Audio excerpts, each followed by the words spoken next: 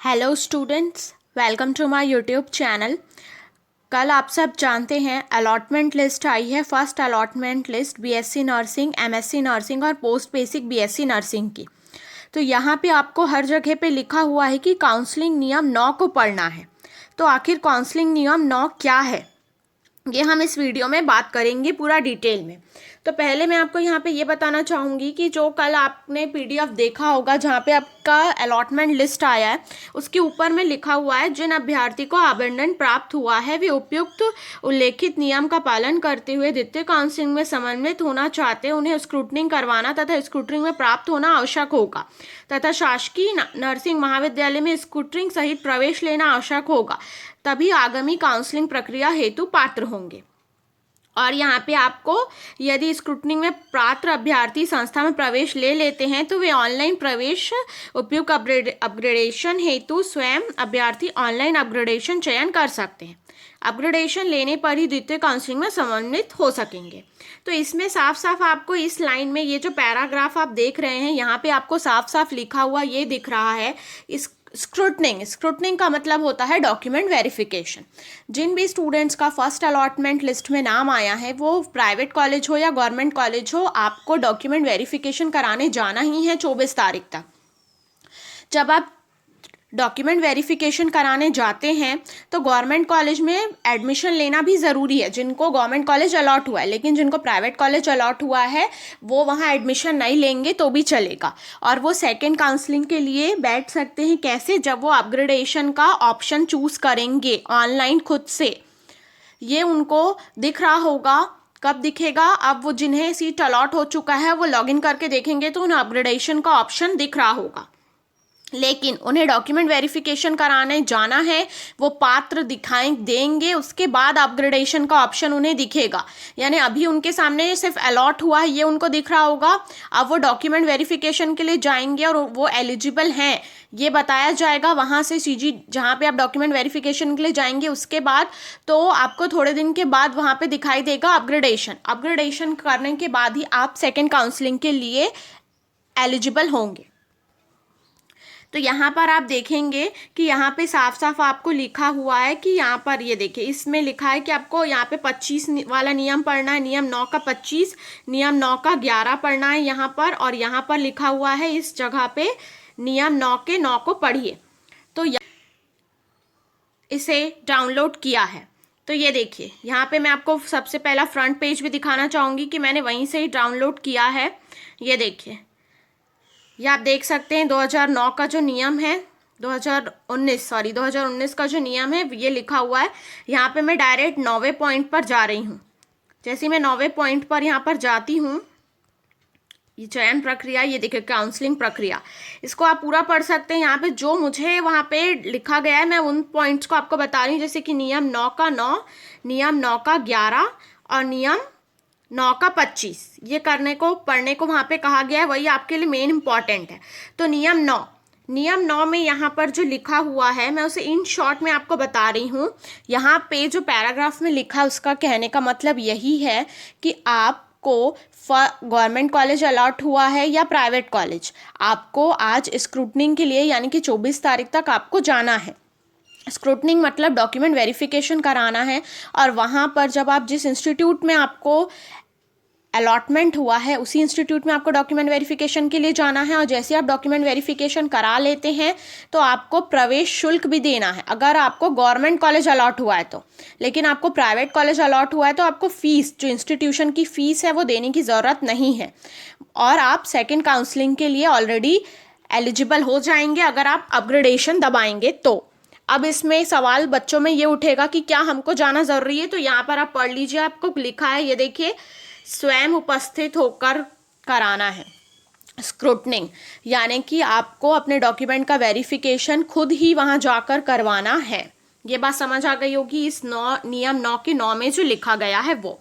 अब नियम 9 के 11 में क्या लिखा है देखिए। नियम 9 के 11 में यहाँ पर लिखा हुआ है कि देखिए, अगर मैंने जैसे आपको कहा कि आप गवर्नमेंट कॉलेज में अगर आपको सीट अलॉट हुआ है और आप एडमिशन ले लेते हैं, उसके बाद आप सेकेंड काउंसलिंग भी सेकेंड काउंसलिंग भी आप अटेंड करना चाहते हैं तो फीस जो होगी, पेमेंट उसका क्या होगा, जो आपने इंस्टीट्यूशन फीस पे कर रखी है उसका क्या होगा।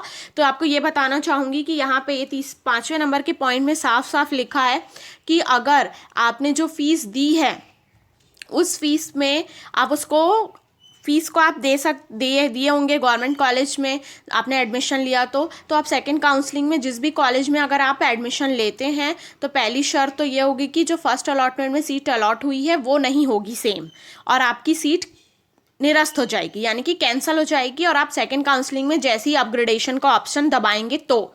और जो फीस है, बची हुई बैलेंस फीस, सपोज करिए एक एग्जांपल ले रही हूँ, 10,000 रुपये है, आपने गवर्नमेंट कॉलेज में फीस पे कर दिया और आपने सेकंड काउंसलिंग में आपको प्राइवेट कॉलेज अलॉट होता है या कोई दूसरा गवर्नमेंट कॉलेज अलॉट होता है और उसमें 12,000 रुपये फीस है, तो 2,000 रुपये आपको एक्स्ट्रा देने होंगे। और सपोज करिए यहाँ पे आपने सेकंड काउंसलिंग में प्राइवेट कॉलेज या गवर्नमेंट कॉलेज में एडमिशन लिया और वहाँ 8,000 फीस है और पहले आपने 10,000 पे कर रखा है, तो 2,000 रुपये आपको वापस हो जाएगा।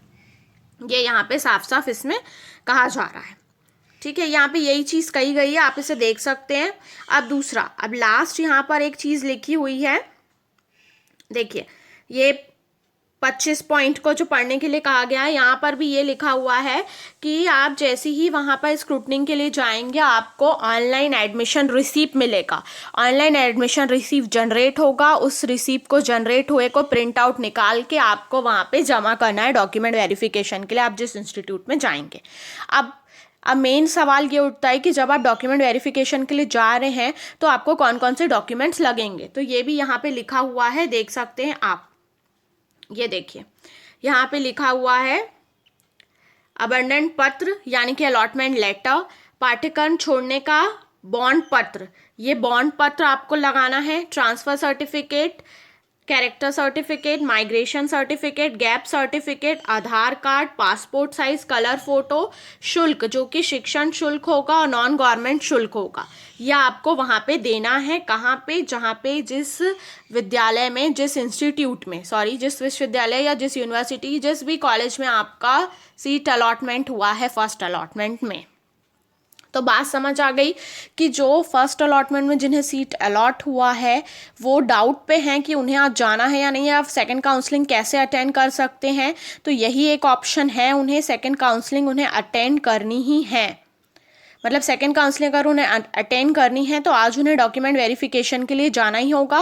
और अगर आप नहीं जाते हैं आज के प्रोसेस में, यानी कि डॉक्यूमेंट वेरिफिकेशन में आपका फर्स्ट अलॉटमेंट में नाम आया और आप डॉक्यूमेंट वेरिफिकेशन में नहीं जाते हैं तो आप काउंसलिंग से बाहर हो जाएंगे और आप सेकंड काउंसलिंग के लिए एलिजिबल नहीं होंगे। तो यही मैं बताना चाहती थी। बाकी अब मैं आपको दिखा देती हूँ कि मैंने इसे कैसे डाउनलोड किया है CGDME की वेबसाइट से ही। मैं आपको दिखाऊंगी कि कैसे मैंने वो काउंसलिंग नियम 9 को डाउनलोड किया है। तो देखिए, सबसे पहले मैंने आपको बताया था CGDME की वेबसाइट को कैसे खोलना है। अगर आप खोल लेते हैं उसके बाद आप यहाँ जाएंगे तो यहाँ ऊपर में आपको रूल्स दिख रहे हैं, इस रूल्स को क्लिक करना है। जैसे आप इस रूल्स को क्लिक करते हैं यहाँ पर आप जाएंगे, ये देखिए 24 मई 2019 छत्तीसगढ़ काउंसलिंग पाठ्यक्रम प्रवेश नियम, यहाँ मोर पे क्लिक करेंगे। जैसे ही मोर पे क्लिक करेंगे ये देखिए ये है PDF, इस PDF फाइल को आप डाउनलोड करिए और जो नियम मैंने आपको दिखाए हैं वो काउंसलिंग नियम 9, उसको आप ठीक से पढ़ सकते हैं सारे पॉइंट्स को, लेकिन उसमें 3 ही पॉइंट्स आपके लिए इंपॉर्टेंट है, 3 से 4 पॉइंट। पहला पॉइंट 9 नंबर का, 11 नंबर का और 25 नंबर का, यही इंपॉर्टेंट है। और 20 नंबर के पॉइंट में दिया हुआ है कि आपको कौन कौन से डॉक्यूमेंट्स लेके जाने हैं। तो इसी तरीके से आपको डाउनलोड करना है और जो रूल्स मैंने आपको बताए हैं, जो काउंसलिंग नियम 9 में लिखे हुए हैं, वही रूल्स को फॉलो करना है। तो उम्मीद करती हूँ इस वीडियो में जो भी कुछ बताया आप लोग को समझ आया होगा और आपके सारे डाउट्स क्लियर हुए होंगे।